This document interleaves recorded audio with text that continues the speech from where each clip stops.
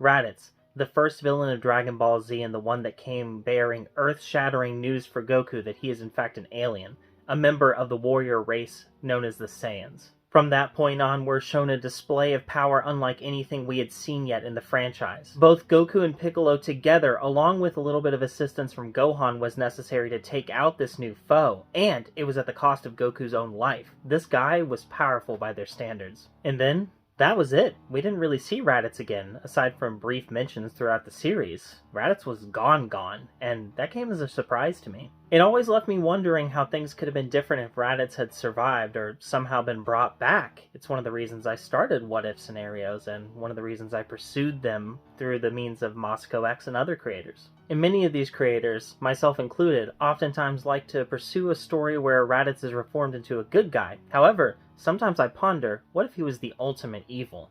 You'll find no redemption arc here. This is the continuation of the story. What if Raditz became an android? If you're new to this channel, part 1 is right above my head. Please leave a like and subscribe, and leave your thoughts and feelings in the comments below. All of it helps the channel out tremendously. In our last part, we saw Raditz's rampage truly begin, beginning his fight with Goku, but Goku succumbing to the heart virus and having to be taken away. He did manage to escape. However, as he was doing so, Gohan's life was taken by Raditz. This was in the middle of a battle between Vegeta and Raditz that resulted in the prince's death, and, in a desperate manner, Piccolo went to Kami to fuse with him and gain some power, and then headed to Ginger Town to investigate what was going on over there. Shortly after his arrival, however, he was confronted by someone, but it wasn't Cell. It was Raditz, pursuing him for another battle. Piccolo accepted the fight completely out of necessity and had the upper hand against Raditz. However, this pushed Raditz to the edge, and eventually, the Saiyan unlocked Super Saiyan. Stacked on top of his android capabilities,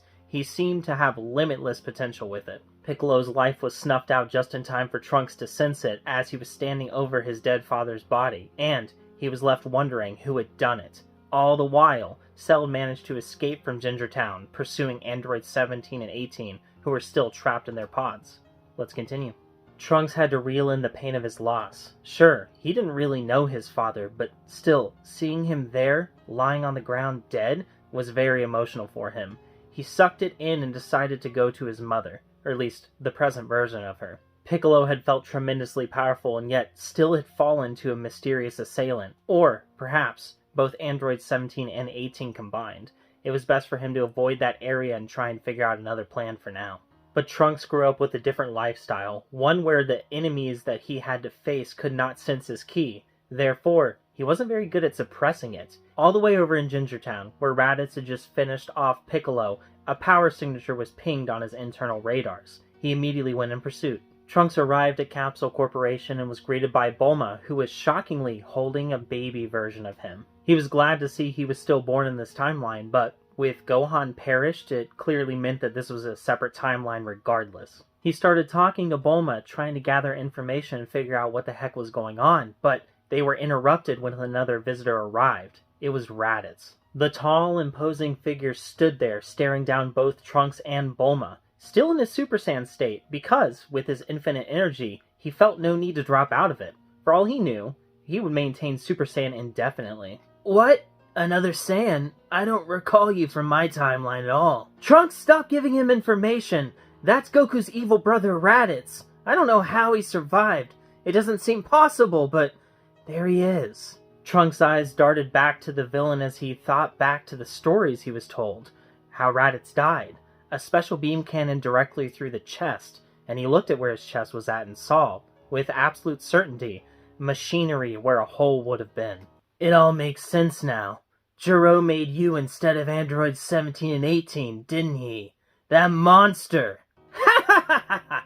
I wouldn't necessarily call him a monster. It's bad luck to speak of the dead like that. As for 17 and 18, those inferior androids, they're still around, just sleeping in their pods. For all of the old man's faults, I'll give Gero one thing. He recognized superiority. My body is better than any of those humans that he could have experimented on. And now I stand here as the final Super Saiyan.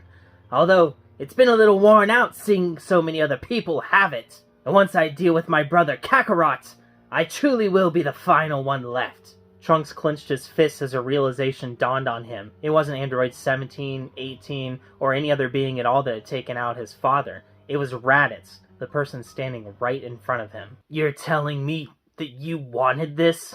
That you want to be this monstrosity that Gero made you into? You think that you're the last Super Saiyan around? You're wrong! I'm one too!"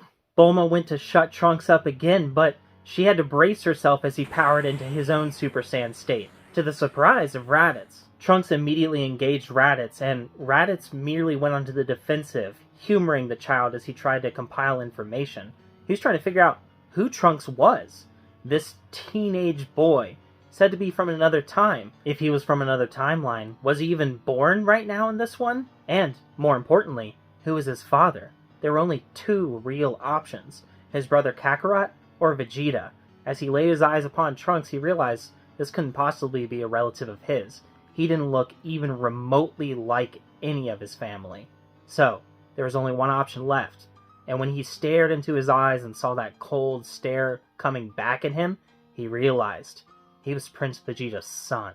Raditz decided to briefly assert his dominance and knock Trunks back with relative ease. Every time he tried to get back onto his feet, he was just put back down on the ground again. "I think I figured out who your father is with relative ease, boy, but why don't you fill me in on who he's shacked up with? Who's your mother?"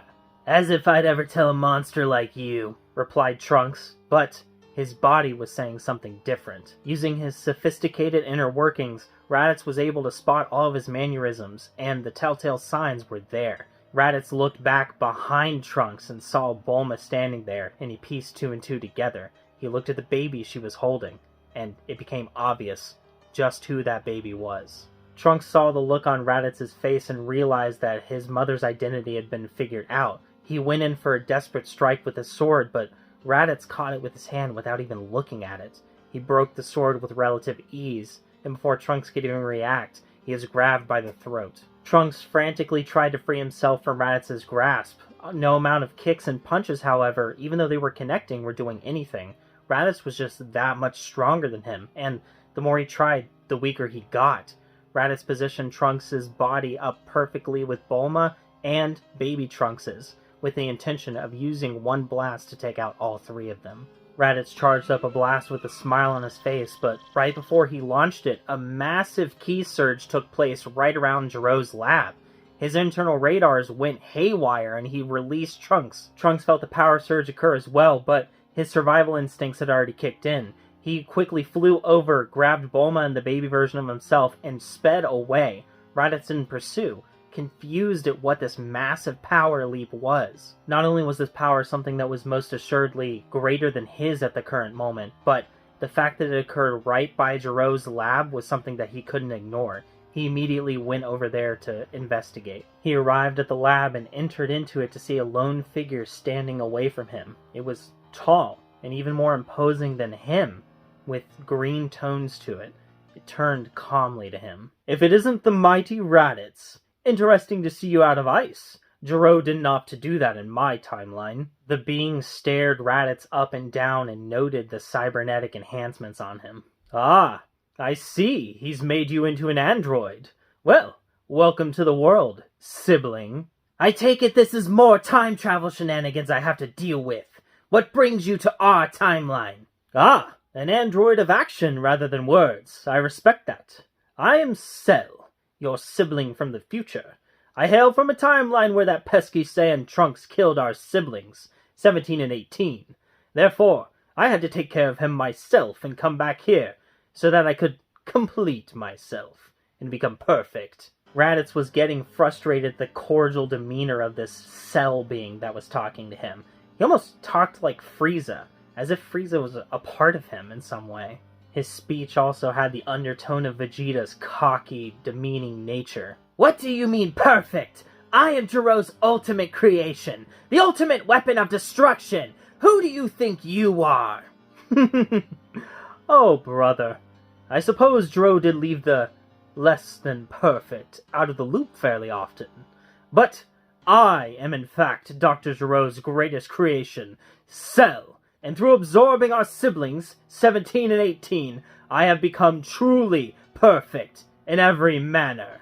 I have the potential of the Saiyans, the natural abilities of Frieza, and so much more. Their techniques, their abilities, their drive, it all fuels me. And I even got a designated name of Cell, rather than a pathetic little number like my inferior siblings have. Tell me, what did Gero name you? Gero's designation for me doesn't matter. I killed that old man and exceeded his expectations. Gero perished in my timeline as well at the hands of an android. And look what became of them. Just a part of me. You're not special at all, Raditz. And perhaps I should show you that. Now those words really got under Raditz's skin. He was always told by Gero that he was the ultimate weapon. How could it be true that anyone else made by Gero was supposed to be superior to him? He needed to teach this Cell a lesson. He immediately charged into battle. Meanwhile, at Kame House, Trunks had just arrived on the scene with Bulma and baby Trunks in tow. This was the only option left for them, to all congregate together and try and figure out a plan while Raditz was distracted by this new foe. Trunks entered the building and saw Goku there resting. He was no longer writhing in pain and was starting to bounce back from the effects of the virus, but he was still not at 100%, and not even awake yet. Well, kid, he's definitely doing better. That medicine you gave really did the trick, but he's still not quite there yet. Let me ask you something, though. I can sense him in that new powerful being way off in the distance. How's that even possible? Is anything like this going on in your timeline, too? No, Krillin. I have no idea what's going on here. I'm just as lost as you are, Trunks responded as he looked down at Goku. He was processing so much information. Not only had he lost his mentor, albeit a kid version of him, for the second time, but he had lost his father, almost lost his mother, a baby version of himself, and even his own life in the process against a monster that was now fighting someone that he could make no guarantees was a good guy himself. Given their luck, this new being was probably bad.